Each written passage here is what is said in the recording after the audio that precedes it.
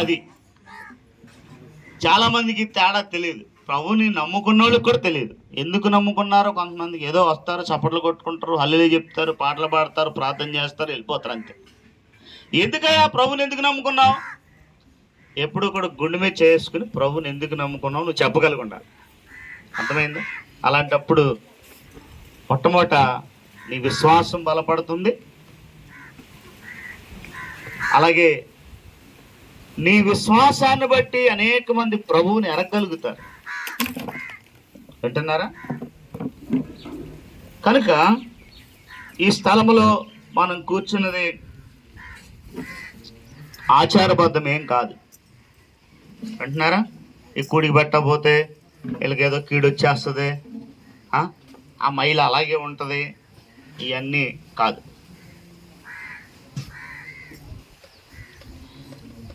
సహోదరి మన మధ్య నుంచి వెళ్ళిపోయింది కాబట్టి ఈ కుటుంబానికి ఏమి, ఈ కూడికి ఒక్కొక్క పేరు పెట్టరు క్రైస్తవ పెద్దలు, ఏంటారు? ఆదరణ కూడిక అన్నారు. ఈ కుటుంబీకులు ఎట్లా ఆదరించబడతారు? ఎందుకంటే కుటుంబంలో నుంచి ఒక వ్యక్తిని మనం కోల్పోయాం, సంఘంలో నుంచి కోల్పోయాం, కుటుంబంలో నుంచి కోల్పోయాం. రక్త సంబంధికులైతే తమ బంధుమిత్రాదుల్ని బంధువుల్లో ఒక ఆమెని కోల్పోయారు. ఎంత బాధాకరం. భూమి మీద అత్యంత బాధాకరమైనది ఏదైనా ఉంది అంటే అదేంటి? మరణం. చెప్పండి, ఏంటది? మరణం మాత్రమే.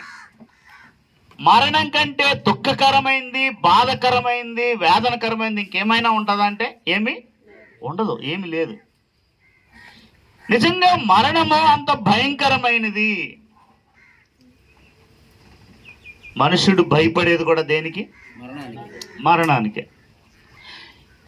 భయపడి మనుషుడు ఏనాటికైనా మరణాన్ని తప్పించుకోగలడా అంటే లేదు.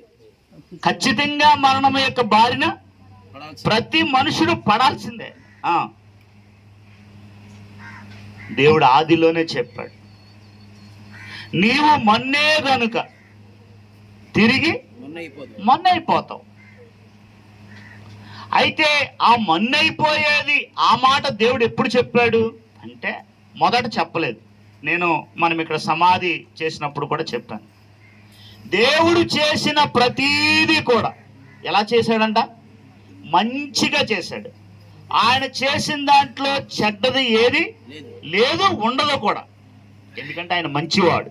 ఇర్మియా గ్రంథం 33వ అధ్యాయంలో యెహోవా మంచివాడు అని నన్ను గురించి మీరు పలుకుతారు అన్నాడు ఆయన. కాబట్టి ఆయన ఎట్టివాడు అంటే ఆయన మంచివాడు. కనుక ఆయన మంచివాడు, మంచిగా చేశాడు. అందుకే మొదటి అధ్యాయంలోనే మనకు అది కనబడుతుంది. చివరి వచనములో ఏమనుంది? ఆది కాండం 1వ అధ్యాయం చివరి వచనం చదవండి అమ్మ ఎవరైనా. దేవుడు తాను చేసినది యావత్తు చూచినప్పుడు మంచి కూడా కాదంట. ఎలా ఉందంట? అమ్మా ఇది చూడాల. నువ్వు కింద కూర్చున్నావు, పైన కూర్చున్నావు, అది కాదు. నిద్రపోకుండా విన్నావా లేదా, అది ప్రాముఖ్యం. చెప్పండి, ఎలామ్మా? ఎలా ఉందంట? దేవుడు చేసిందంతా కూడా చాలా మంచిగా ఉంది, అందులో చెడిగేది లేదు. కానీ 3వ అధ్యాయంలో చెడుగు మిళితమైపోయింది. 3వ అధ్యాయంలో ఏమైంది? సర్పము తన కుయుక్తి చేత హవ్వను ఏం చేసిందంట? మోసం చేసింది. అక్కడి నుంచి మొదలైంది చెడుగు. అర్థమైందా? కారణం ఎవరు? మనమే. ఆ దినాన దేవుని యొక్క మాటను అతిక్రమించకుండా దేవుడు తినొద్దన్నాడు అంతే అని గనక ఆమె నిలబడి ఉండుంటే ఈరోజు మనందరం, అంటే ఊహించుకుంటే ఈరోజు మనందరం దేవదూతల కంటే గొప్పవాళ్ళు. అర్థమైందా? దేవదూతల కంటే గొప్పవాళ్ళు.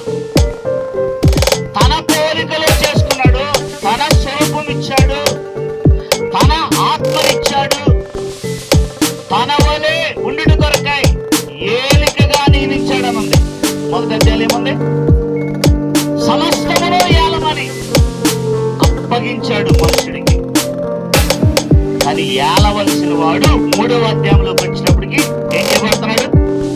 ఏలబడుతున్నాడు. మీకేమైనా అర్థమైంది మాట? అసలు కొంతమందికి అర్థమై ఉండదు. ఏలవలసిన వాడు అంటే నేను మీకు అర్థమయ్యే భాష చెప్తున్నాను. పరిపాలించవలసిన వాడు ఏం చేయబడతాడు? పరిపాలించబడుతున్నాడు. ఎంత దౌర్భాగ్యం అయిపోయింది! దేవుడు చెప్పిన ఒక్క మాటను అతిక్రమించినందువల్ల పరిపాలించవలసిన వాడు కాస్త పరిపాలించబడతా ఉన్నాడు. నేటికి అది ఏం పరిపాలిస్తుందో తెలుసా? పాపము మనలను ఏలుతా ఉంది, పరిపాలిస్తుంది. చూసారా? పాపమునకు ఆద్యుడు సాతాను, వాడు మనల్ని పరిపాలిస్తున్నాడు. అన్ని అస్తవ్యస్తం అయిపోయింది. ప్రపంచమంతా కూడా అస్తవ్యస్తం అయిపోయింది.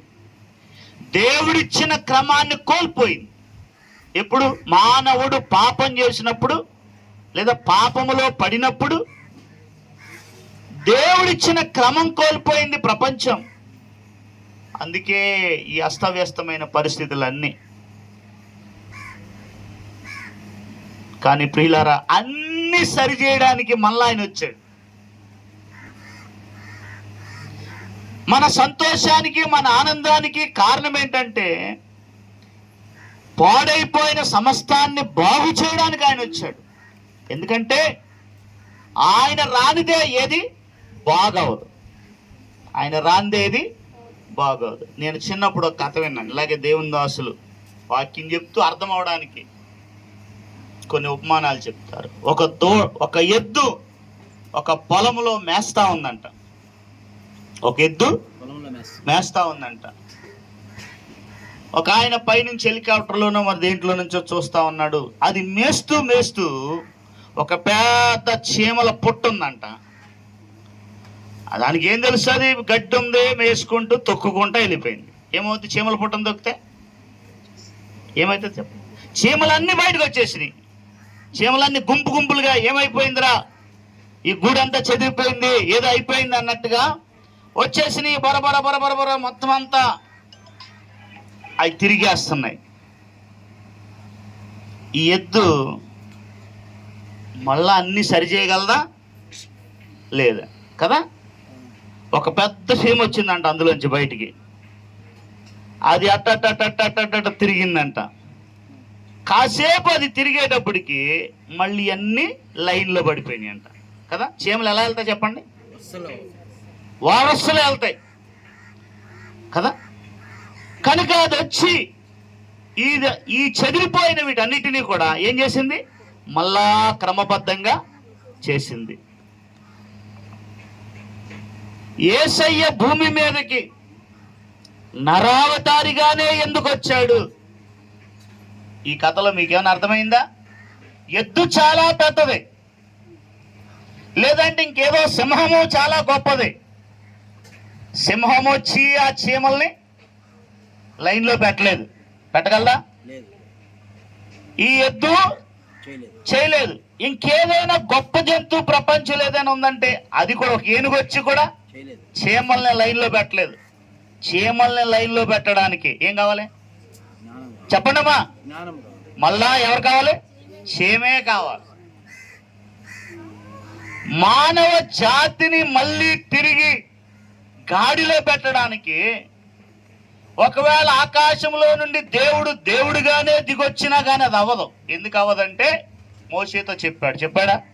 ఏమన్నాడు? మోషే, ఏ మనుషుడు నన్ను చూచి బ్రతకనేరడు. కాబట్టి నువ్వు నన్ను చూడాలని ఆశపడుతున్నావు కానీ నన్ను చూడటం అవ్వదు.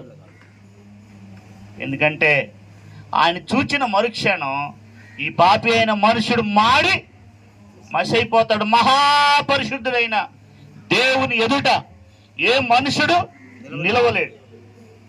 తిమోతికి రాసిన మొదటి పత్రిక 5వ అధ్యాయంలో ఇలా వ్రాయబడింది.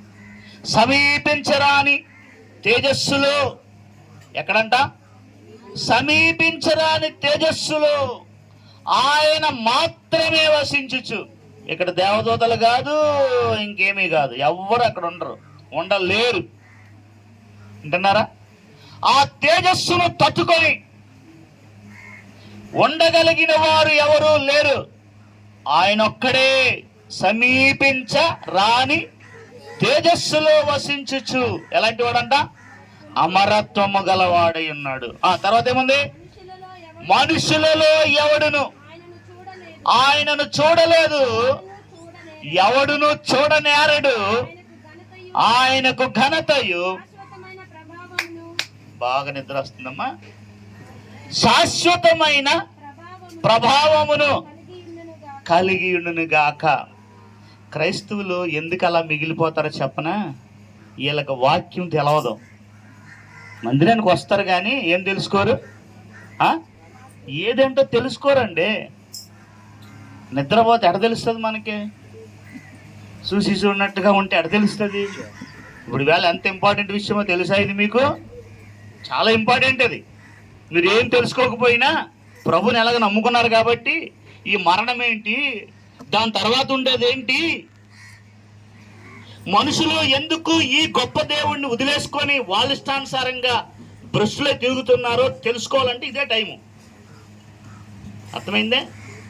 అంత ప్రాముఖ్యమైన విషయం ఇది. కనుక సమీపించడాని తేజస్సులో అమ్మా ఏదైనా చదివేది ఇప్పుడు ఇందాక మనం ఆయన మాత్రమే వసించుచు అమరత్వము గలవాడై ఉన్నాడు. మనుషులలో ఎవడును ఆయనను చూడలేదు, ఎవడును చూడనేరడు. ఆయనకు ఘనతయు చూడలేదంట, తర్వాత చూడనేరడు. ఎందుకంటే సమీపించరాని తేజస్సులో ఆయన ఉన్నాడు.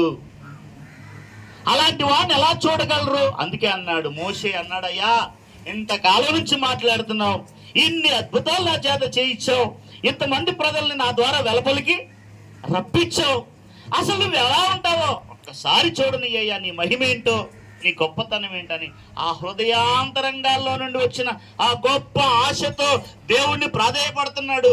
బాబు నన్ను చూచి ఏ నరుడును, వినండి ప్రియులారా, నీ దేవుడు ఎలాంటివాడు? అలాంటివాడు. కోపం వస్తుంది హిందువులకి. రాయి కాదు, రప్ప కాదు, చెట్టు కాదు, పుట్ట కాదంటే కోపం వస్తుంది. దేవుడు అట్టెట్ అవుతాడు? అట్టయితే దేవుడు ఎట్టవుతాడు? తెలుసుకోండిరా బాబు అంటే కోపం. సరే, వాళ్ళు కూడా మనకెందుకు. ఇక్కడ ఎవరైతే ఇటు అటు ఉంటారు కొంతమంది, ఏంటి ఇటు అటుగాళ్ళు ఉంటారు, అటు బావు, ఇటు బావు. ఎందుకు అలా ఉన్నావు? దేవుడు ఎవరో ఏంటో తెలుసుకోలేదు. అసలు ఈ దేవుణ్ణి నువ్వు అసలు నిజంగా పూర్తిగా ఎరగలేదు. సరే, ఆ విషయాలు అలా పెట్టాడు. కనుక ఎవడు చూడనేరడు. మోషే కూడా దేవుడు పూర్తిగా కనబడలేదు. నా వెనక పార్శ్వాన్ని మాత్రం చూడు, నా మహిమలో కొంచెం చూడు అన్నాడు ఆయన. ఆ మాత్రం దానికి మీకు తెలుసా, 40 దివారాత్రులు మోషే ఎక్కడున్నాడు? కొండ మీద.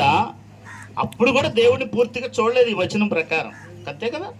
మనుషులలో ఎవడును చూడలేదు, ఎవడును ఆయనను చూడనేరడు.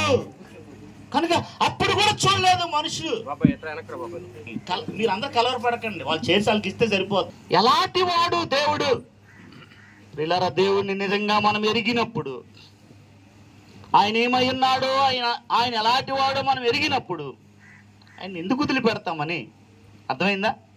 నిజంగా ఎరిగిన వాడు ఎవడు ప్రభువును వదిలిపెట్టడు. అందుకే మన పితరులు అపోస్తలులు తర్వాత తరాల్లో కూడా 17, 18 శతాబ్దాలు, 19 శతాబ్దం వరకు కూడా అనేక మంది హతసాక్షులు అయిపోయారు.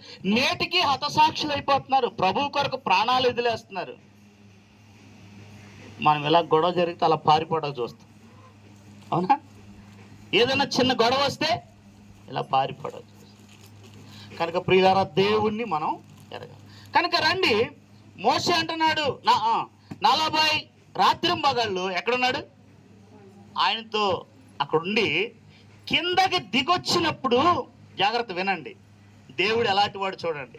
కిందకి దిగొచ్చినప్పుడు ఆ మోసే ముఖములో నుండి వెలువడే ఆ ప్రకాశత వీళ్ళు చూడలేకపోయారు. ఎవరు? దేవుడు కూడా రాలా. ఎవరు వచ్చారు? 40 రాత్రింబగళ్ళు ఆ కొండ మీద ప్రభు సన్నిధిని అనుభవించిన మోసే దిగొచ్చాడు. మోసే ముఖాన్ని వీళ్ళు ఏం చేయలేకపోతున్నారు, చూడలేక ఏం వేసుకున్నారంట? గొడ్డేసుకున్నారు, ముసుగేసుకున్నారు. అంత గొప్పవాడు ఎవరు? దేవుడు. కనుక ఇప్పుడు ఈ పాడైపోయిన దాన్ని, ఈ చెడిపోయిన దాన్ని బాగు చేయడానికి ఆయన దేవుడిగా రాడు. దేవుడిగా వస్తే ఉండగలమా? చెప్పుకున్నాం కదా ఇందాక మనం.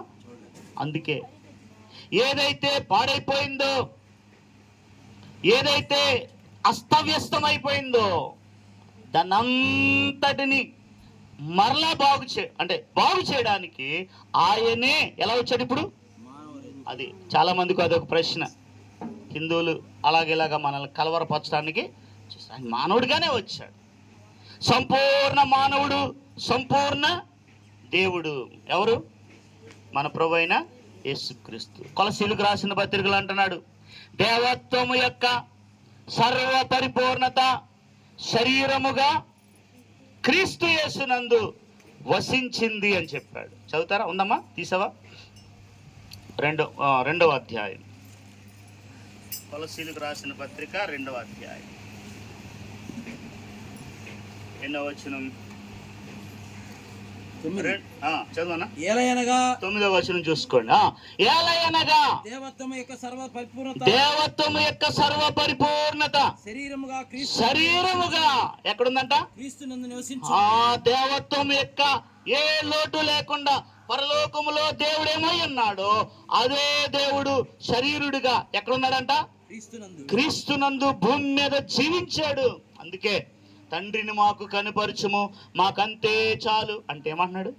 ఫిలిప్పు, నేనెంత కాలం మీతో ఉన్నాను, 14వ అధ్యాయం యోహాను సువార్త, ఎంత కాలం మీతో ఉన్నాను, మీరు నన్ను ఎరగరా?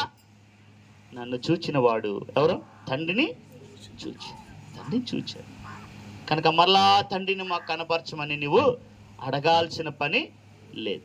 అందుకే హెబ్రీయులకు రాసిన పత్రిక 1వ అధ్యాయంలో ఇలాగ అన్నాడు, ఆయన దేవుని యొక్క తత్వమును తర్వాత మూర్తిమంతమునయ్యుండి తన మహత్తు గల మాట చేత సమస్తమును నిర్వహించుచు పాపముల విషయం ఇదిగో అదే అస్తవ్యస్తమైపోయిన దానిని ఏం చేశాడు? అది ఆ చీమల దండును అందులో నుండి వచ్చిన ఒక చీమ ఎలాగా క్రమపరిచిందో, ఆదిలో అస్తవ్యస్తమైపోయిన ఈ ప్రపంచాన్ని, లోకాన్ని, మానవాళిని, జాతిని చక్కగా మళ్ళీ తిరిగి క్రమపరిచి దేవునితో సంబంధాన్ని కలపడానికి ఆయన నరుడుగా భూలోకంలోకి రావాల్సి వచ్చింది. అందుకే తిమోతికి రాసిన పత్రికలో అన్నాడు, ఏమన్నాడు? 2వ అధ్యాయం 5వ వచనం, దేవుడు ఒక్కడే, దేవునికిని నరులకును మధ్యవర్తియు ఒక్కడే, ఆయనే క్రీస్తు యేసు అనే నరుడు. క్రీస్తు యేసు అను నరుడు ప్రియులారా. కనుక ఆయన లోకంలోనికి వచ్చాడు. ఏ దుష్టుడు, అపవాది మనల్ని పాడు చేసి మరణానికి మనల్ని లోపరిచాడు. చదవండి, రోమీయులకు రాసిన పత్రిక 5వ అధ్యాయం 12వ వచనం. రోమా పత్రిక 5వ అధ్యాయం 12వ వచనం. ఇట్లుండగా ఒక మనుషుని ద్వారా పాపమును, జాగ్రత్త వినండి, ఒక మనుషుని ద్వారా పాపమును ద్వారా మరణమును. అది మరణం ఎలా వచ్చింది? పాపము ద్వారా మరణం వచ్చింది. లోకములోనికి ఎలాగో ప్రవేశించును. అక్కడ ఆగండి. ఇంతకుముందు మనం చెప్పుకున్నాం, దేవుడు తాను చేసినది యావత్తూ కూడా ఎలా ఉంది? చాలా మంచిగా ఉంది. అక్కడ మరణం లేదు.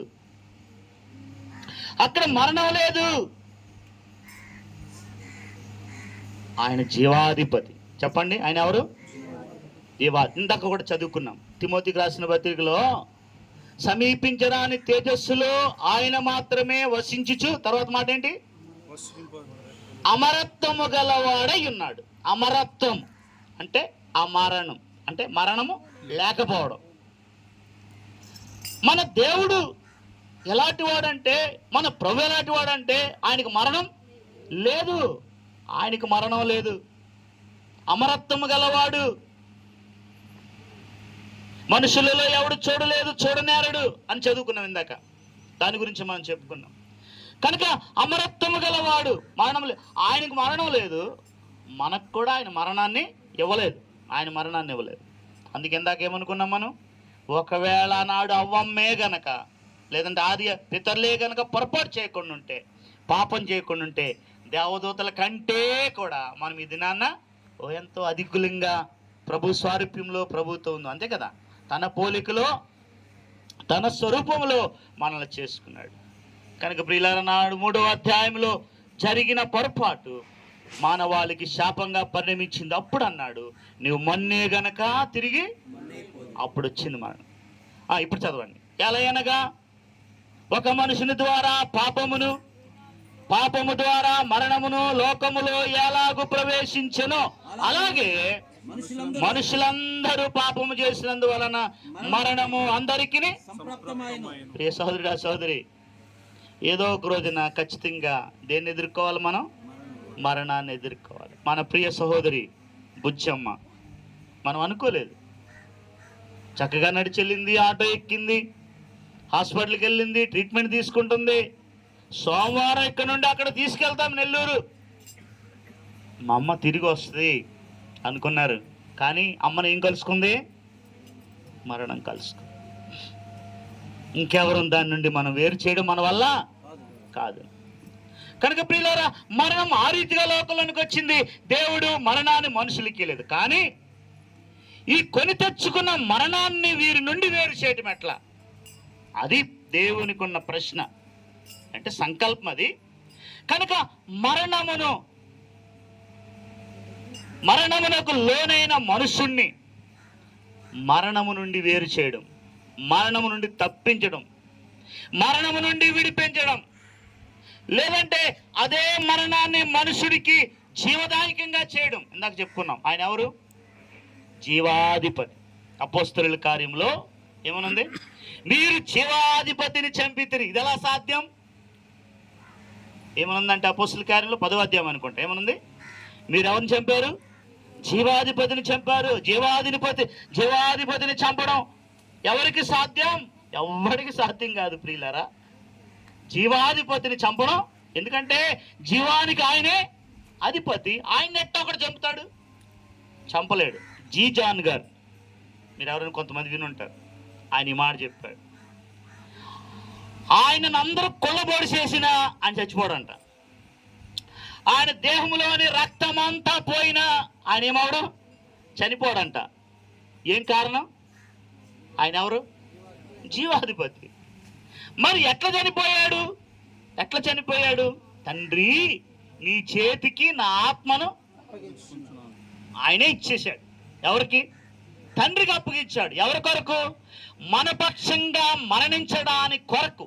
ఎందుకంటే ఆయన మరణించకపోతే మనకు జీవం లేదు. ఏదైతే పాడైపోయింది అంటే, ఇప్పుడు మరణించిన వారందరూ పాతాళానికి వెళ్ళిపోతున్నారు కదా. ఎక్కడికి వెళ్తున్నారు? పాతాళానికి వెళ్తున్నారు. కనుక మన కొరకు ఆయన మరణించి పాతాళానికి వెళ్ళాడు. ఎఫెసీయులకు రాసిన పత్రిక 4వ అధ్యాయం.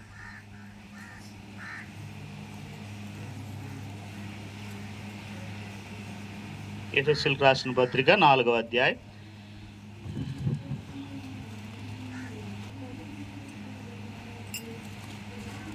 8వ వచనం. 4. అందుచేత ఇక్కడ ప్రభువైన యేసుక్రీస్తు వారిని గూర్చి అపోస్తలుడు వివరిస్తున్నాడు. అందుచేత ఆయన అంటే యేసుక్రీస్తు వారు ఆరోహణమైనప్పుడు. ఆరోహణం అంటే ఏంటి? ఆరోహణం అంటే పైకి వెళ్ళడం కదా. లెక్కల మాస్టర్ చెప్తాడు, ఇది 2 ఉంటాయి వాళ్ళకి, ఆరోహణము అవరోహణం అని ఉంటుంది. ఆరోహణం అంటే పైకి, అంటే 1 నుంచి 2, 3, 4, 5, 6, 7, 10, 12 ఇది వెళ్తాం. ఆరోహణం అంటే ఆరోహణ క్రమం, ఒకదానికోటి పైకి వెళ్తుంది నెంబర్స్. అవరోహణం అంటే ఏంటి? 10, 9, 8, 7, 6, 5 ఇది అవరోహణం. ఇప్పుడు ఇలా పెడితే ఆరోహణం అంటే పైకి వెళ్ళడం, అవరోహణం అంటే కిందకి దిగడం. ఇప్పుడు దేని గురించి మాట్లాడుతున్నాడు పౌలు? ఆరోహణమును గురించి మాట్లాడుతున్నాడు. ఎవరి ఆరోహణం? ప్రభు అయిన యేసుక్రీస్తు వారి యొక్క, అమ్మ వింటున్నారా? అక్కడ నిద్రపోతున్నారు ఎవరైనా? యేసుక్రీస్తు వారి యొక్క ఆరోహణమును గురించి మాట్లాడుతున్నాడు. ఆయన ఆరోహణమైనప్పుడు ఏం చేశాడంటండి? చెరను చెరగా పట్టుకొని పోయాడంట. ఆరోహణమైనప్పుడు చెరపట్టబడిన వారిని చెరపట్టి తీసుకెళ్ళిపోయాడంట. ఇదేంటిది? ఈ తర్వాత చెప్పుకుందాం, అలా ఉంచండి. మనుషులకు ఈవులనిచ్చెనని వ్రాయబడి ఉన్నది. తర్వాత మాట ఆరోహణమాయనంటే అర్థం చెప్తున్నాడు. ఇప్పుడు ఆరోహణమాయనంటే పైకి వెళ్ళడం అనే కాదంట. ఏంటంట? భూమి యొక్క క్రింది భాగములకు దిగిననియు అర్థం ఇచ్చుచున్నది కదా అన్నాడు పౌలు. ఏంటి దాని అర్థం? ఆయన ఆరోహణమయ్యాడంటే ఏమర్థం ఇచ్చిందంట? భూమి యొక్క పైకి వెళ్ళటం కదా. మరి కిందకి వెళ్ళడం ఏంటి అని అంటే, ఆయన యెషయా గ్రంథం 6వ అధ్యాయం 1వ వచనంలో మనం చూసినాడు. 2 వచనాల్లో ఆయన ఎక్కడున్నాడండి? రాజైన ఉజ్జియా మృతి నందున సంవత్సరమున అత్యున్నత సింహాసనము మీద ఎక్కడున్నాడండి? అత్యున్నతమైన సింహాసనం మీద ఆసీనుడు అన్నాడు. ఆయనకంటే పైన ఎవరు లేరు. శరాపులు మాత్రము ఇలా రాయబడింది, ఆయనకు పైగా అనుంది. ఒక చిన్న మాట అంటే అవి ఆయన కొరకు ఎగురుతున్నాయి. శరాపులు ఆయనకు పైగా. ఇప్పుడు మన భాగం ఏంటంటే, ఆయన ఎక్కడున్నారంటే అత్యున్నతమైన స్థానంలో ఉన్నాడు, స్థలంలో ఉన్నాడు. వినండి, అక్కడ నుండి ఇంకా పైకి ఏమీ కూడా లేదు. ఎందుకంటే ఆయన ఉన్నదే ఎక్కడున్నాడు? అత్యున్నత సింహాసనం మీద ఉన్నాడు. ఇంకా అక్కడి నుంచి పైకి ఏముంది? ఏమీ లేదు. ఆయనే పైవాడు. మనం వాక్యంలో కూడా ఆయన అందరికీ పైగానున్నవాడై అని ఉంది. అందా లేండి? ఆయన అందరికీ పైన ఉన్నవాడు. ఇంకా అక్కడి నుంచి పైకి వెళ్ళడానికి ఏముంది? ఏమీ లేదు. ఇప్పుడు ఆయన పైకి వెళ్ళాడంటే ఏం చేయబడాలి? ముందు ఏం చేయాలండి? అంతే, కిందకే దిగితేనే కదా పైకి వెళ్ళేది. ఇప్పుడు ఆయన అంటే ఆయన అక్కడ పైనకి ఏమి లేదు. ఇప్పుడు తెప్ప మీదకి వచ్చేసామండి, ఇక్కడ తెప్పెక్కుదామండి, ఇంక ఏడాన్ని ఎక్కుతామా? తెప్పెక్కామంటే ఏం చేయాలి? మళ్ళీ ముందు మేము మళ్ళీ ఎనహాకోరే మందిరానికి వెళ్తే మళ్ళీ తెప్పెక్కామనాలి. ఇంకెక్కడి నుంచి తెప్పెక్కామంటే ఏడుంది? ఇదే పైన. అవునా? అర్థం చేసుకోండి. కనుక ఆయనకంటే పైగా ఏమీ లేదు. కనుక ముందు అర్థం ఏంటంటే, ఆయన అక్కడి నుంచి పై భాగం నుంచి ఏం చేశాడు? భూమి మీదకే. తర్వాత భూమి మీద నుండి భూమి కింది భాగములకు దిగిననియు అర్థం ఇచ్చుచున్నది కదా అని దాని అర్థం. అవండి, ఇప్పుడు భూమికి కింద భాగములకు దిగిన వాడు అక్కడేముంది? పాతాళం ఉంది. పాతాళములో చెరపట్టబడిన వారు ఉన్నారు. అపవాది చేత చెరపట్టబడిన వారు. ఈ చెరపట్టబడిన వారిని ఏం చేశాడు ఆయన? చెరను చెరగా తీసుకొని పోయాడంతే, మనుషులకు ఈవులను ఇవ్వడానికి. కనుకనే ప్రియులారా, ప్రభు ఎంత గొప్పవాడు. అస్తవ్యస్తమైపోయిన ఈ మానవాళిని, మరణ బంధితులుగా ఉన్న ఈ మానవాళిని విడిపించడానికి, తప్పించడానికి. అందుకే చెప్పాడు, నా మాట విని నన్ను పంపిన వాని యందు విశ్వాసం ఉంచువాడు నిత్య జీవము గలవాడు. ఆదిలో నేను చెప్పినట్టు, మీరు పాపం చేసినప్పుడు నేను చెప్పినట్టు, అది దాని అర్థం. మీరు పాపం చేశారు, పాపం అదన్న దీనిని తినుదినమున నిశ్చయముగా నీవు, అది ఆజ్ఞది. కనుక ఆజ్ఞ నెరవేరాల. కనుక వీడేమవ్వాలి? చావాలి. అయితే ఇప్పుడు అంటాడు, మరణములో నుండి నా మాట విని నన్ను పంపిన వాని విశ్వాసం ఉంచువాడు నిత్య జీవము గలవాడు, వాడు తీర్పులోనికి రాక మరణములో నుండి ఎక్కడికి? జీవములోనికి దాటి. నువ్వు జీవములోనికి దాటాలి అని అంటే మార్గం మరణమే ఏండి. ఏ మార్గం గుండా వెళ్ళాలా? మరణ మార్గం గుండానే వెళ్ళాలా. వీళ్ళ ఇంటికి రావాలంటే ఇక్కడ ఎక్కువగా ఉంది, ఇంకో మార్గం వద్దామంటే ఉందా? ఇట్టే రావాలా కదా. అలాగే జీవములో ప్రవేశించడానికి మరణాన్ని దాటిన తర్వాతే. ఇప్పుడు రండి, అసలు విషయం చెప్తాను. ఏ మరణమైతే మనకు శాపముగా పరిణమించిందో ఆ మరణాన్ని ప్రభువైన యేసుక్రీస్తు వారు ఆశీర్వాదంగా మలిచాడు మానవాళికి. నా మాటలు అర్థమవుతున్నాయా? ఏ మరణమైతే ఆది పితరుడైన ఆదాము ద్వారా మానవాళికి శాపముగా పరిణమించిందో ఆ మరణము ఇప్పుడు మానవునికి ఏమైంది? అప్పుడు శాపమైంది, ఇప్పుడు ఏమైంది? యేసు ప్రభు వచ్చి వెళ్ళిన తర్వాత అదే మరణము ఏమైంది? ఆశీర్వాదం. నువ్వు జీవములోనికి వెళ్ళాలంటే ఎక్కడి నుండి? మరణములో నుండి ఎక్కడికి వెళ్ళాలి? జీవములోనికి వెళ్ళాలి. కనుక ప్రియులారా, ఎంత గొప్ప కార్యం ప్రభు మానవాళి కొరకు చేశాడో. ఇది క్రైస్తవ నిరీక్షణ. ఏంటండి? ఏ మతంలోనూ ఏ లోకంలో ఎక్కడైనా ఎన్ని మతాలు ఉన్నాయో, కోట్లు ఉన్నాయో, కోటాను కోట ఉన్నా తెలియదు, కానీ ఎక్కడా కూడా ఇటువంటి నిరీక్షణ లోకంలో ఎక్కడైనా ఉందా? ఎక్కడ లేదు. ఒకవేళ నువ్వు మరణం తప్పించుకొని ఇంకేదైనా చేయగలవా? అది లేదు. ఖచ్చితంగా నువ్వు ఎక్కడికి వెళ్ళాలి? మరణానికి వెళ్ళాలి. అందుకన్నాడు, పునరుత్థానమును జీవమును నేనే, నా యందు విశ్వాసం ఉంచిన వాడు చనిపోయినను బ్రతుకును, బ్రతికి నా యందు విశ్వాసం ఉంచువాడు ఇక ఎన్నటికి చనిపోడు. ఏం స్టేట్మెంట్ అండి! లోకంలో ఎవడిచ్చాడు కదా?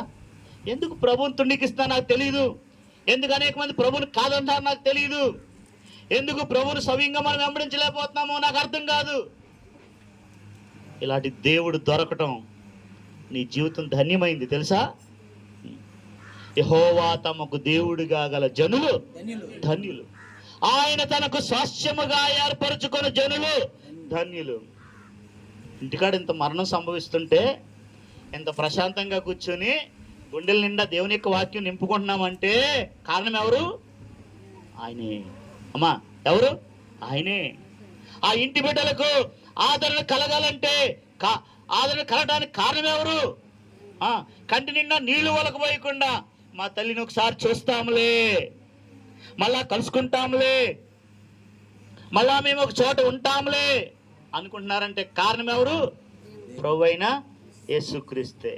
అందుకే అంటున్నాడు, ప్రియులారా, నిద్రించిన వారిని గురించి మీకు తెలియకుండా నాకు ఇష్టం లేదు అనుకుంటూ తెస్సలోనికైలకు పౌలు రాస్తున్నాడు పత్రిక. నిద్రించారంట వీళ్ళు. ప్రియులారా చెప్పండి, ఏం చేశారు? వాళ్ళు చనిపోలేదు, ఏం చేశారు? నిద్రించారు. అంటే అర్థం ఏంటి? నిద్రపోయినోడు మళ్ళా లేస్తాడు కదా, అది నిద్రపోయినోడు మళ్ళా లేస్తాడు. కానీ ప్రియులారా వినండి, చనిపోకూడదు. మనం ఏం చేయాలి? నిద్రించాలి. మన పితరులందరూ నిద్రించారు కదా? మన పితరులందరూ ఏం చేశారు? నిద్రించారు. వాళ్ళు ఒక రోజున లేస్తారు. మనం కూడా చనిపోకూడదు. ఏం చేయాలా? నిద్రించాల. ప్రభు అంటున్నాడు, మన స్నేహితుడైన లాజరు చెప్పాల నిద్రించుచున్నాడు అన్నాడు. 11వ అధ్యాయం యోహాను సువార్తలో శిష్యులతో మాట్లాడుతూ ఏమన్నాడు? మన స్నేహితుడైన లాజరు చనిపోయాడు అనలా, ఏమన్నాడు? నిద్రించున్నాడు. ఎందుకంటే ఆయనకు తెలుసు, వెళ్తాను, లేపుతాను, వాడు లేస్తాడు కదా. నిద్రించున్నాడు అంటే ప్రభువా నిద్రపోతే వాడు బాగుపడతాడులే అన్నారు వీళ్ళు. వాళ్ళకి అసలు విషయం ఏం తెలుసు? అప్పుడు వాళ్ళకి అర్థమయ్యేటట్టు చెప్పాడు. ఏమని? తర్వాత మాట చదవండి. చెప్పాను, నిద్రిస్తే బాగుపడతానన్నారు. తర్వాత వచ్చిన తర్వాత మాట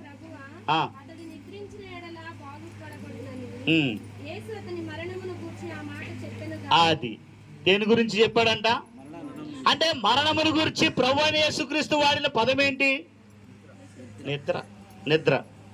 అలాగైతే ప్రియులారా, ఆదరణకరమైన మాట ఏంటంటే బుజ్జమ్మ ఏమైంది? నిద్రిస్తుంది. అర్థమైందా? బైబిల్లో ఆ మాటలు చాలా ఉన్నాయి.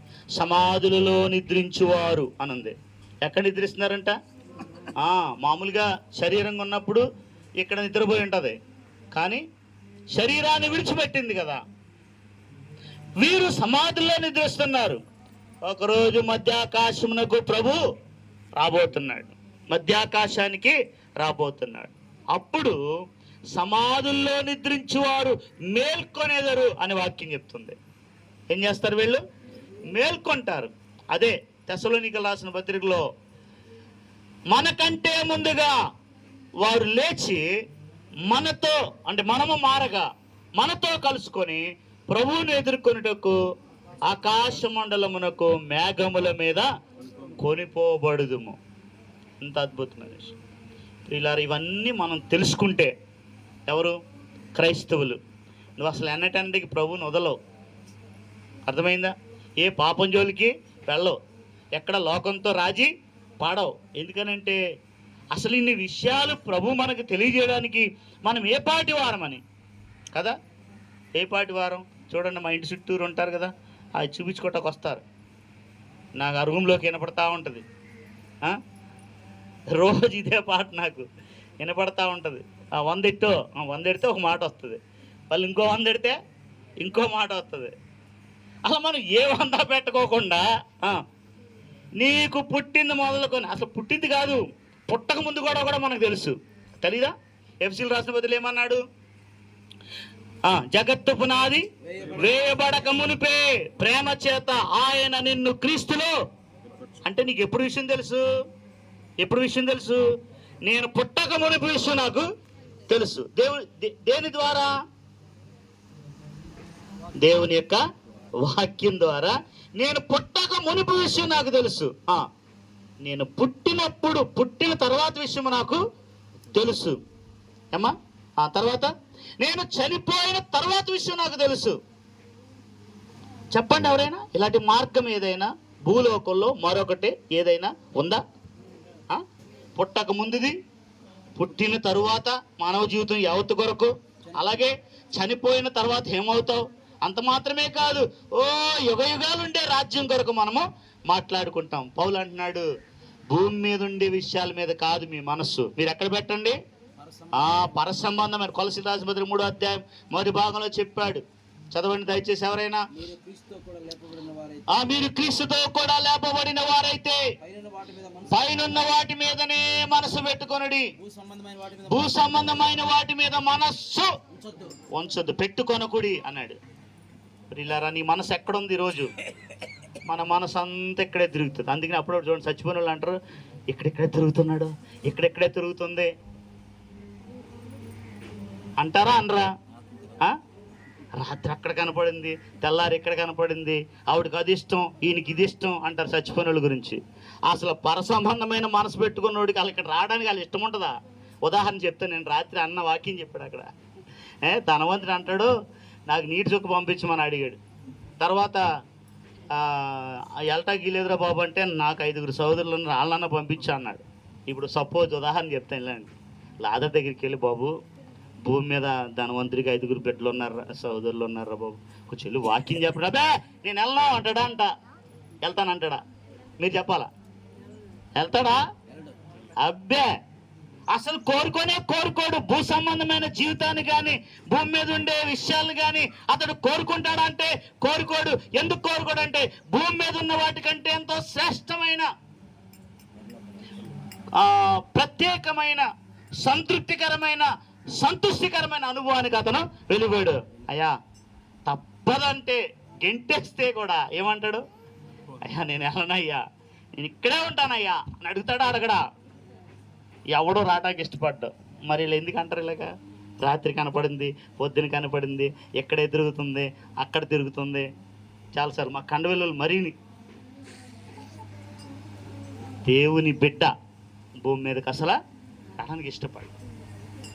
కనుక ప్రియులారా, నువ్వు జీవించేటప్పుడే దీని అంతటి కొరకైన ప్రిపరేషన్ అంటే సిద్ధపాటు ఎప్పుడు కావాలి?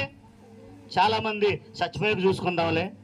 నేను కూడా పేపర్లోనే ఎక్కడ చూశాను, ఎవడో అంటున్నాడంట, ఎవడో రాశాడు ఏదో, ఏమండి భూమి మీద ఉన్నప్పుడు లేనిది ఎప్పుడో లేని లోకం కొరకు, లేని జీవితం కొరకు అంటాడు. ఆడికి ఏం తెలుసు విషయం? బైబిల్ చదివితే అర్థమవుతుంది. వాళ్ళు బైబిలే తప్పు అంటున్నారు. మరి ఇంకా అంతగా గుడ్డోడు ఎవడుంటాం, మనం ఏం చెప్పగలం కదా? ఎన్ని ఆశ్చర్యకరమైన విషయాలు, ఎన్ని అద్భుతకరమైన విషయాలు, ఎన్ని శాస్త్ర సంబంధమైన విషయాలు, ఎన్ని శాస్త్రాలు ఇందులో ఉన్నాయో కదా. పరిశీలిస్తే మనుషుడికి అంటే యోగ్యమైన మనసుతో పరిశీలించాలి. అర్థమైందా? అలా పరిశీలిస్తే మనుషుడికి ఇందులో దొరకందేముంది? అందుకే చాలామంది లోకాన్ని వదిలేశారు. వద్దు బాబు మాకు లోకం, ఈ పుస్తకం ఉంటే చాలు మాకు అన్నారా లేదా? ఈ పుస్తకం ఉంటే మాకు చాలు, ఏమొద్దు మాకు, లోకమొద్దు, లోక భోగాలొద్దు, లోక సౌఖ్యాలొద్దు, వదిలేశారు.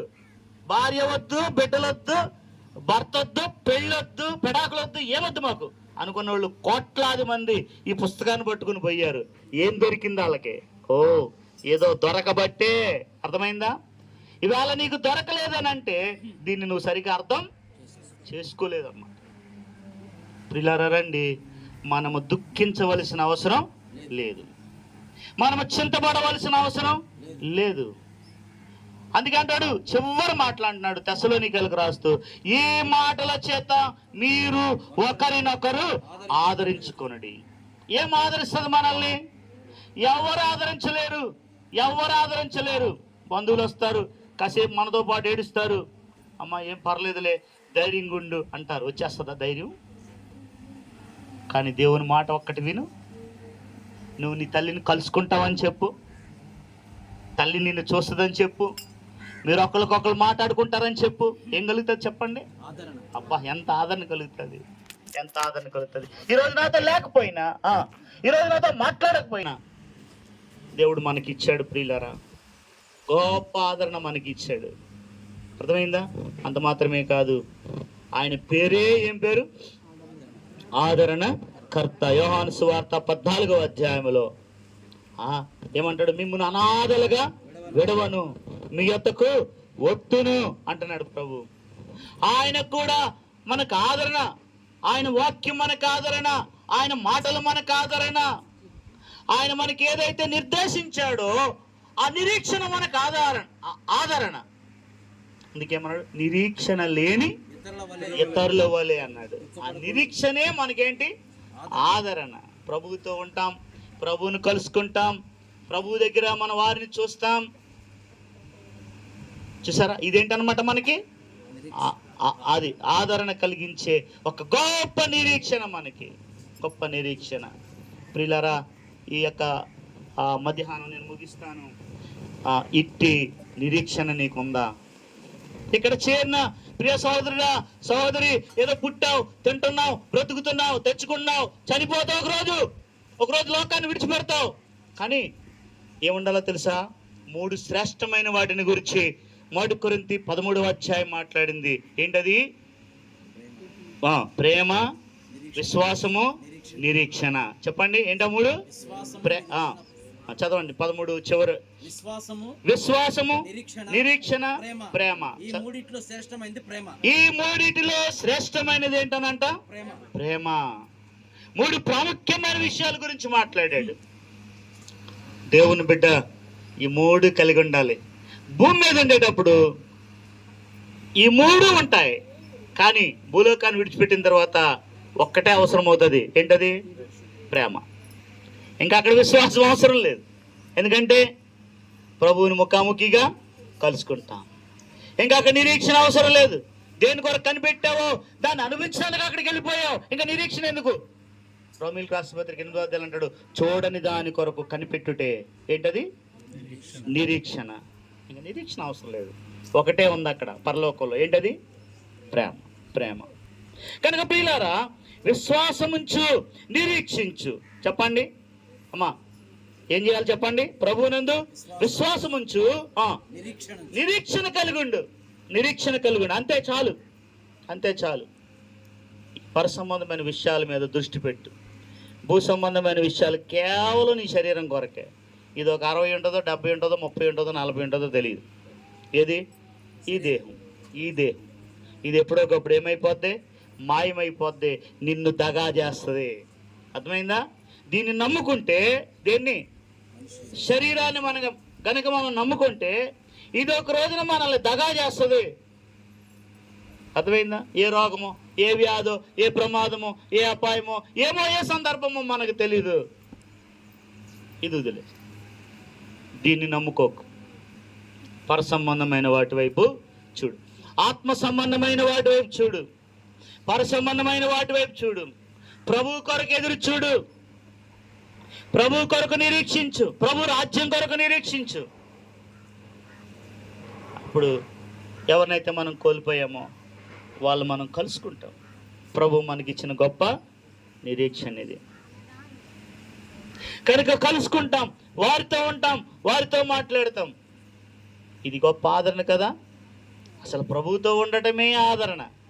నేను ఇలా అనుకుంటాను, అసలు ప్రభువుని నిజంగా విశ్వాసి, ఒక బలమైన స్థిరమైన విశ్వాసి ప్రభువుని చూశాక నాకు అమ్మ అక్కర్లేదు నాన్న అక్కర్లేదు అంటాడు. అక్కడికి వెళ్ళాక అండా ఏమండి అంటాడు అండా. ఎందుకంటే కావాల్సింది ఎవరు? ప్రభువే. ఇది కేవలం భూమి మీద ఉన్న రక్త బంధం మాత్రం. వాళ్ళందరూ వచ్చేసి 7 పెళ్లి చేసుకున్నది ఈవిడ ఎవడికి భర్త అంటే భర్త భార్య ఏం కావాలి అక్కడ? ప్రభు అంతే. అమ్మా వినండి, ఎవరు? ప్రభు అంతే. వాళ్ళకి చేతక. అందుకనండి మీరు లేఖనములను ఎరగక ఏం చేస్తున్నారు? మీరు పొరపడుతున్నారు అన్నాడు వాళ్ళతోటి. నిజంగా లేఖనాలను ఎరిగితే ప్రభువుని చూస్తే చాలు. అందుకే ప్రియ యేసు రాజునునే చూచిన చాలు, మహిమలో నేను ఆయనతో ఉంటే చాలు. అక్కడికి వెళ్ళాక ఇదిగో ఈవిడ మీ అమ్మ అంటే వద్దొద్దు, ఇదిగో ఈయన కావాలి. అంతేనా? ఇక మీ నాయన అంటే అబ్బే నాకేం సంబంధం లేదు, ఈయనే కావాలి కదా. వాళ్ళు అంటారు ఇదిగో నీ కొడుకు భూమి మీద అంటే ఆ సంగతి తరలే, ప్రభు చాలు నాకంటే. ఎవరు? మన తల్లి, మన తండ్రి. అర్థమైందా? అక్కడ ఎవరికెవరం కాదు, మనకి ఒకే ఒక్కడు. ఎవరు? ప్రభు. అలాంటి నిరీక్షణ భూమి మీద నువ్వు కలిగి ఉంటే, అలా ప్రభు కొరకు మనసు పెట్టుకొని నువ్వు జీవిస్తే, ఒక రోజున నువ్వు కూడా మరణాన్ని ఎదుర్కొంటావు. ఏదో ఒక రోజున ఇక్కడ కళ్ళు మోస్తావు, అక్కడ తెరుస్తావు. నేను ముగించక మునుపు ఒక 5 ప్రాముఖ్యమైన విషయాలు మరణం గురించి మీకు జ్ఞాపకం చేస్తాను. మరణం అంటే ఏంటి? క్రైస్తవ మరణం, విశ్వాసి యొక్క మరణం. ఆ మాట అర్థమైందా? మరణం అంటే అన్ని మరణాలు కాదు, నాకే సంబంధం వాటితోటి. క్రైస్తవ మరణం, విశ్వాస యొక్క మరణం, దేవుని బిడ్డ యొక్క మరణం. 118వ కీర్తన 16వ కీర్తన చూడండి. మొదటి మాట,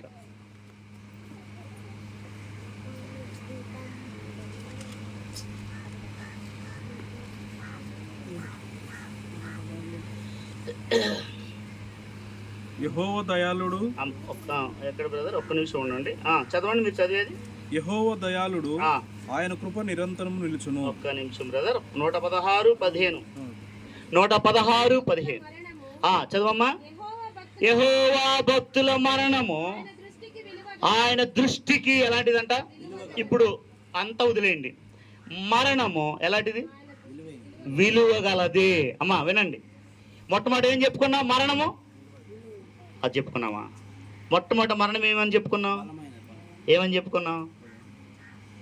ఇల్లు అలిగితే పేరు మర్చిపోయిందంట. పేదరాశి పెద్దమ్మ కథలని ఉండే చిన్నప్పుడు. మరణము శాపము అని చెప్పుకున్నాం. గుర్తొచ్చింది ఇప్పుడైనా? మరణం ఏంటి? ఆదికాండం 3వ అధ్యాయంలో మరణం ఎలా వచ్చింది? శాపం. రోమా 5:12 ఒక మనుషుని ద్వారా పాపము ద్వారా మరణం వచ్చిందని చెప్పుకున్నాం. ఈ మరణము ఇప్పుడేమైంది చెప్పాలా? ఇప్పుడేమైంది? ఏ మరణమైతే మానవాళికి శాపముగా పరిణమించిందో అదే మరణం ఇప్పుడు దేవుని దృష్టికి ఏమవుతుంది? యెహోవా భక్తుని యొక్క మరణం ఏమైంది ఆయన దృష్టికి? First point. అంటే వీటి గురించి వివరించను, చాలా టైం అయిపోయింది కదా. తర్వాత రండి, రెండవది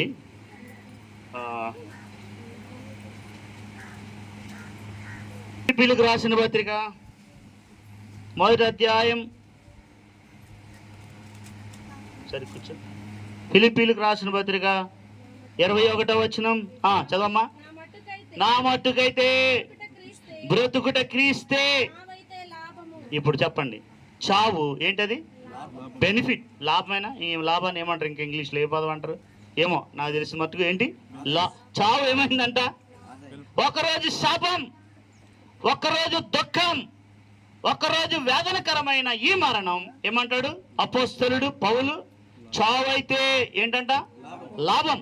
ఒకటి మరణం విలువగలది, రెండవది మరణం లాభకరమైంది.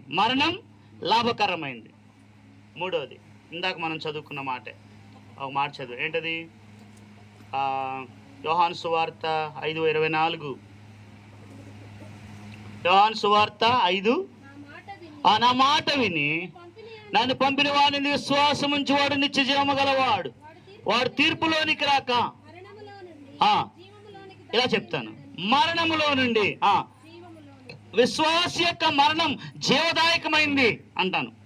ఒకటి విలువైంది, రెండోది లాభకరమైంది, మూడోది జీవదాయకమైంది. ఆయన మాట విని పంపిన వాడిని విశ్వాసం ఉంచి ప్రభు కొరకు జీవిస్తే ఆ మరణం ఎలాంటిది? జీవదాయకం. Just like a promotion. మరణములో నుండి ఎక్కడికి వెళ్తున్నాడు? జీవములోనికి దాటినాడు. 3. 4. ప్రకటన గ్రంథం 14:13.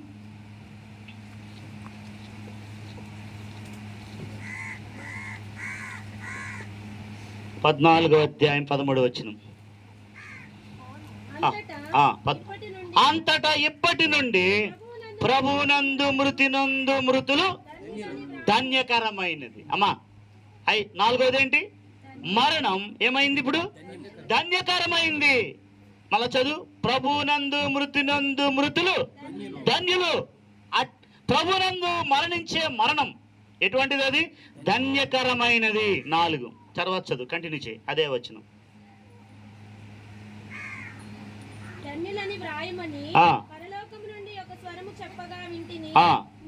నిజమే, వారు తమ ప్రయాసములు మాని విశ్రాంతి పొందుదురు. 5వది ఏంటది? విశ్రాంతికరమైనది. పొడి మాటలు చెప్పుకుందాం. 1 అంటే అందరికీ అర్థం అవడం కొరకు. 1 మరణం విలువైంది, మరణం లాభకరమైంది, మరణము జీవదాయకమైంది, మరణం ధన్యకరమైంది, మరణం. మరి ఎందుకు ఇంత భయపడిపోతారు కదా? లోకస్తులైతే సరే, దేవుని బిడ్డవైన నీవు ప్రభువులో గనుకుంటే నీ మరణం 5 అంతలా నీకు శ్రేష్టకరమైన అనుభూతిని నీకు ఇస్తుంది. కనుక ఇంకా రక్షించబడలేదా? నీ పాపాలు క్షమించబడినయా లేదా? ఒకవేళ క్షమించబడకపోతే ఈరోజే ప్రభు పాదాల మీద పడు. ప్రభువా, దయచేసి నా పాపములు క్షమించు, నా దురలవాట్లు, నా చెడు వ్యసనాలు మాన్పు, నా జీవితాన్ని మార్చు. ఈ 5 అంతల శ్రేష్టమైన మరణం నేను పొందాలి. 5 అంతల శ్రేష్టమైన అనుభవానికి నడిపించే ఆ మరణం నాకు కావాలి. అర్థమైందా? ఒకవేళ ఇట్టి మరణం కాకపోతే వేరొక మరణం ఉంది. ఏముంది తెలుసా? ధనవంతుడు కూడా మరణించి చనిపోయి పాతి పెట్టబడెను, అప్పుడు అతడు పాతాళములు అనుంది. 16వ అధ్యాయంలో లోకాసువార్తలో ఈ మాటలు ఉన్నాయి కదా. ఏంటంట? ధనవంతుడు కూడా చనిపోయి పాతి పెట్టబడి ఇమ్మీడియట్గా ఏమనుంది? అప్పుడు అతడు. ఎప్పుడు అతడు? సచ్చి సావుగానే. చాలామంది ఆత్మహత్యలు చేసుకుంటారు ఇక్కడ బాధలు పడలేవని. వీడు సచ్చి సావుగానే ఎక్కడ ఉంటాడు? అంతకంటే వేదనకరమైన స్థలంలోకి వెళ్తాడు. కనుక ప్రియులారా, ఇట్టి వేదనకరమైన అనుభవానికి నువ్వు వెళ్లకుండా నిన్ను తప్పించడానికే, అస్తవ్యస్తమైన మానవాళి యొక్క జీవితాన్ని, మానవాళిని సవ్యమైన రీతిలో విధానంలోకి తీసుకురావడానికే ఆయన భూలోకానికి ఎలా వచ్చాడు? నరావతారికి వచ్చాడు. మరణము లేని అమరత్వం కలిగిన వాడు ఎక్కడ పాలు పొందాడు? మరణములో పాలు పొందాడు. పాతాళ అనుభవానికి వెళ్ళాడు. చెరణ పట్టుకొని మళ్ళీ సమాధి మీద, పాతాళం మీద, సాతాను మీద, పాపం మీద, లోకం మీద, శరీరం మీద విజయాన్ని సంపాదించి విజయుడుగా నేడు పరలోకమందు దేవుని కుడిపార్శ్వమందు ఆయన ఆసీనుడైనాడు. నేడో రేపు మనకు తెలియదు, మధ్యాకాశానికి రాబోతాడు. ఒకవేళ మనకంటే ముందు నిద్రించిన వారు విశ్వాసులు సమాధుల తోటల్లో ఉంటే వాళ్ళు మేల్కొంటారు, వాళ్ళు లేస్తారు. భూమి మీద సజీవులమై ఉండే మనం నిజంగాను ప్రభువునందు విశ్వాసం ఉంచి నీతిమంతుడిగా, పరిశుద్ధుడిగా జీవిస్తుంటే మార్పు పొందుదాము. కొరింథీయులకు రాసిన పత్రిక 15వ అధ్యాయం, అలాగే తెస్సలోనికీయులకు రాసిన పత్రిక 4వ అధ్యాయంలో ఈ మాటలు మనకు స్పష్టంగా మనము మార్పు పొందుదుము. ఇప్పుడు మారితే అప్పుడు మారుతాం. ఆ మాట అర్థమైందా? ఎప్పుడు మారాలి? అమ్మ నిద్రపోవాలి చెప్పండి. ఏం చెప్తారు? నిద్రపోతున్నామని చెప్పలేరు. నిద్రపోవాలి చెప్పండి అన్నాను అనుకో, ఏం చెప్తారు? అయ్యా నిద్రపోతున్నాము అని చెప్పగలరా? అది చెప్పలేరు. పోనీ నిద్రపోలేదని చెప్పగలరా? ఎదురుకుండా చూసాం, అది చెప్పలేరు. పోనీ ఏం చెప్పాము అది చెప్పగలరా? వినలేదు, అది చెప్పలేరు. అంటే లేపడానికి ఇదో సాధనం అంతే. నిద్రపోవాలి చెప్పడం అంటే వాళ్ళు ఏం చెప్తారు చెప్పండి? లేకండి. ఇప్పుడు విషయం ఏంటంటే, విషయం ఏంటి? ఏం చెప్తున్నాను అది నేను మర్చిపోయాను. మనము మార్పు పొందుదు. మనము కొరింథీ రాసిన పత్రిక 15వ అధ్యాయంలో స్పష్టంగా ఉంది. మనము మార్పు పొందుదాం. ఎప్పుడు మార్పు పొందుతాము అంటే, ప్రభు మధ్యాకాశంలోకి వచ్చినప్పుడు, చివరి మాటలు ఇవే వినండి, నిద్ర రాని ఒకటి. ప్రభు మధ్యాకాశంలోకి వచ్చినప్పుడు పరిశుద్ధులు ఏమైపోతారంట? మార్పు పొందుతారు. ఏంటి ఆ మార్పు అంటే, ఈ క్షయమైన దేహము ఏం ధరించుకుంటుందంట? అక్షయతను ధరించుకుంటుందంట. ఈ మర్త్యమైన దేహము అమర్త్యతను ధరించుకుంటుందంట. ఇది మార్పు. ఇలా ధరించుకున్న వాళ్ళే ఎత్తబడతారు. ఎక్కడికి? మధ్యాకాశానికి. మిగిలిన వాళ్ళందరూ ఇక్కడే ఉంటారు. చింత ఏమి లేదు, అది అలా ఉంచండి, ఆ విషయాన్ని అలా ఉంచండి. ఇప్పుడు ఇలా ఎవరు మార్పు పొందుతారు అంటే, క్షయమైన దేహము నుండి అక్షయమైన దేహానికి, మర్త్యమైన దేహాన్ని నుండి అమర్త్యమైన దేహానికి ఎవరు మారుతారు అంటే, ఈనాడు ప్రభు రక్తం చేత ఎవరు కడగబడి మార్పు చెందుతారో వారు ఈ మార్పుకు అర్హులు. నా మాట కొంచెం అర్థం చేసుకోండి. ప్రభు రక్తం చేత కడగబడి జీవితాలను ఎవరైతే మార్చుకుంటారో, స్వభావాన్ని, అలవాట్లని, జీవితాన్ని ఎవరైతే మార్చుకుంటారో, ప్రభువును సేవిస్తారో, పరిశుద్ధంగా జీవితాన్ని నీతియుక్తంగా కాపాడుకుంటారో వారు ఈ మార్పు పొందుతారు. ఈ మార్పు పొందిన వారు ఎత్తబడి మధ్యాకాశంలో ప్రభువుని కలుసుకుంటారు. లేకపోతే ఇక్కడే ఉంటాం. అర్థమైందా? 7 సంవత్సరాలు భయంకరమైన శ్రమల కాలం, మహాశ్రమల కాలం, శ్రమల కాలం, మహాశ్రమల కాలం. 7 సంవత్సరాలు. అమ్మా, అయ్యా, ప్రభు త్వరలో రాబోతున్నాడు, వచ్చేస్తున్నాడు. ఆయన ఎక్కడో దూరంగా లేడు. ఎక్కడున్నాడు? వాకిటిని ఆయన నిలిచి ఉన్నాడు. వచ్చేస్తాడు. నువ్వు సిద్ధపడాలి. అర్థమైందా? మందిరానికి లేకుండా, పరిశుద్ధ జీవితం లేకుండా, అపవిత్రతతో, చెడుగుతో ఎందుకు జీవితాన్ని నాశనం చేసుకుంటావు? ఇన్ని మాటలు అన్యులకి వినబడలే. వాళ్ళకి వినబడితే ఎప్పుడో మారుమనసు పొంది ఉండేవాళ్ళేమో. ప్రభు చెప్పాడు ఆ మాట. అయ్యా బాబు, మీకు చెప్పబడిన మాటలు సొదొమ గొమొర్రాల్లో ప్రకటించుంటే ఆ రోజే వాళ్ళ మారుమనసు పొంది గోని పట్టు కట్టుకుందుర్రా. నేనే మీ మధ్యకు వచ్చినా కానీ మీరు వినట్లేదురా అన్నాడు వాళ్ళతోటి. ఎవరితోటి? శాస్త్రులు, పరిచయులతోటి. కనుక ఇప్పుడు అదే పాఠం. బయటికి వెళ్తే ఒకవేళ వాళ్ళ ఇంటి వాళ్ళు మారిపోదురేమో, మనం మారట్లా. ఇంకా ప్రియ అక్క, అన్న, తమ్ముడు, చెల్లి, తల్లి, తండ్రి, వినండి, ఈరోజు మార్చుకోండి. ప్రభువుని నమ్మకంగా వెంబడించు. 2 విషయాలు. చనిపోయినా ప్రభుతో ఉండడానికే వెళ్ళిపోతావు. ఒకవేళ ప్రభు మధ్యాకాశంలోకి వచ్చినా ప్రభుతో ఉండడానికే ఎత్తబడతావు. ఈ 2 మనకు కావాలి. భూమి మీద ఏం నువ్వు పట్టుకెళ్ళవు. పొద్దున్న లేస్తే రాత్రి వరకు ఇవిడి బొబ్బాసకాయలు, జాంకాయలు, సపోటా కాయలు, ఇంకేం కాయలు, ఇంకేయో. ఎప్పుడో 3 గంటలకు వెళ్ళిపోయేది. ఎక్కడికే? నెల్లూరు. ఎంత ప్రయాసమ్మా, ఎంత ప్రయాస, ఎంత ప్రయాస. ప్రయాసలన్నీ మానేసి. అర్థమైందా? ఏం తెచ్చుకుంటావు, ఏం తెచ్చుకుంటావు? ఏదో అప్పులు చేసేస్తాం, తీర్చాలంటాం. ఇప్పుడు మళ్ళీ ఇదొకటి వచ్చింది కదా, ఏంటి? గవర్నమెంట్ వాళ్ళు ఏంటయ్యా అట్లా అప్పులు కడుతున్నారు? ఏంటయ్యి అమ్మా? ఈఎంఐలు ఏమో ఉద్యోగస్తులకి, డ్వాక్రా రుణాలు, బేక్రా రుణాలు, ఇవి పొదుపులు. ఏమమ్మా మందిరానికి రాలేదంటే, అయ్యా ఏం చేయను, పొదుపు కట్టాలా, 1000 రూపాయలు కట్టాలా, ఈవేళ అలా పోతే అంట మందిరం మానేస్తావు. ఏం చేసుకుంటావు పొదుపు అంతా? ఏం చేసుకుంది ఆవిడ పొదుపు అంతా? చెప్పండి. బుద్ధి తెచ్చుకోవాలి. ఏం తెచ్చుకోవాలి? ప్రభువుని వెంబడించు. 6 రోజులు నీకు ఇచ్చాడు. కష్టపడు, శ్రమపడు, పని చేసుకో, తెచ్చుకో, తిను, ఉన్నదాంతో తృప్తిపడు. ఏదో లేదని అరువులు చాచుకో. ఎందుకంటే వెళ్ళేటప్పుడు ఏమీ పట్టుకెళ్ళవు, ఒట్టి చేతులతో వెళ్ళిపోతావు. అలెగ్జాండర్ లాంటి గొప్ప మహారాజు, నేను ఒట్టి చేతులతో వచ్చాను, ప్రపంచాన్ని అంతటా జయించాడు వీడు, మళ్ళీ ఎలా వెళ్ళిపోతున్నాడు? ఒట్టి చేతులతో వెళ్ళిపోతాడు. ప్రకటించండి. భూమి మీద నా తర్వాత ఉన్న వాళ్ళని బుద్ధి తెచ్చుకుంటారంటే, ఇప్పుడు వరకు భూమి మీద వాళ్ళకి ఏం రాలేదు? బుద్ధి రాలేదు. ఆడు ఎప్పుడో 400 ఎన్ని సంవత్సరాల క్రితమో ప్రకటించాడు ఆయన. ఎవరు? అలెగ్జాండర్ మహారాజు. బాబు, నువ్వు ఒట్టి చేతులతో వస్తావురా, మళ్ళీ వెళ్ళిపోయేటప్పుడు ఒట్టి చేతులతో వెళ్తావరా అన్నాడు. అప్పుడే ప్రకటిస్తే ఇప్పుడు వరకు కూడా భూమి మీద మానవాళైతే పెరిగింది కానీ ఒక్కడికి కూడా బుద్ధి రాలేదు. ఇక్కడున్న మనమైన బుద్ధి తెచ్చుకుంటే, ప్రభువుని వెంబడిస్తే, చనిపోతే ప్రభుతో ఉండడానికి కొనిపోబడతాం. ప్రభు వచ్చినప్పుడు లేచి ఎదుర్కొంటాం.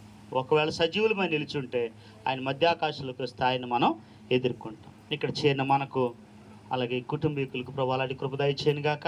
అదే సమయంలో వారిని ప్రభు సంపూర్ణంగా ఆదరించి ఆయనే ఆదరణకర్త. మనం ఎవరు కూడా నీవేళ ఉన్నాం, శుభ్రంగా పెడతారు, తింటాం, వెళ్ళిపోతాం కదా. మళ్ళీ ఎప్పుడైనా గుర్తొస్తే బాబు ఎలాగున్నావమ్మా, అమ్మ ఎలాగున్నావు అంటామేమో, అంతే. అవి ఏం ఆదరిస్తాయి?